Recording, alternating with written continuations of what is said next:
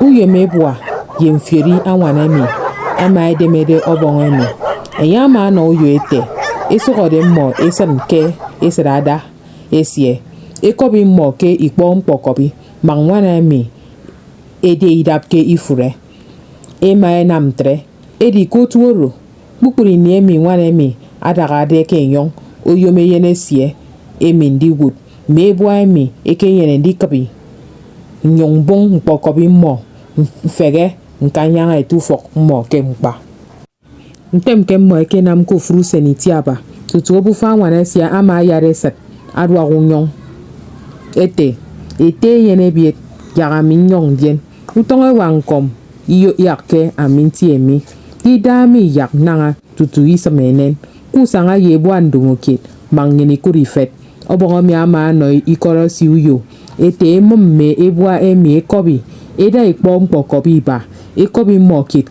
eyung emi ammo apanapan kini emi mo edi nwana de ndikabi menpokobi oru mo ema edagi sang dien nwana emi okom pukuro wunyon kini emi mo ema eke sanga esamanyane biet ikpongo bio kemponte itiarition nwana emi ama foyo bongo mi ogura ta kamba etakdia yendia ekese kenyon enye ekpe bongo mi ubok eto doge akete mfrero no imo ki mo imima ndita mfremi akpanapan ini kero bongo mi ama doge to emi ntanwa ki ni emi ya kesma ta etenyon nwana emi ama kabada kani demesie opore kuriye Edward Yofur bukuru obon kison do kenyo kokore yenesie ete me oyomdi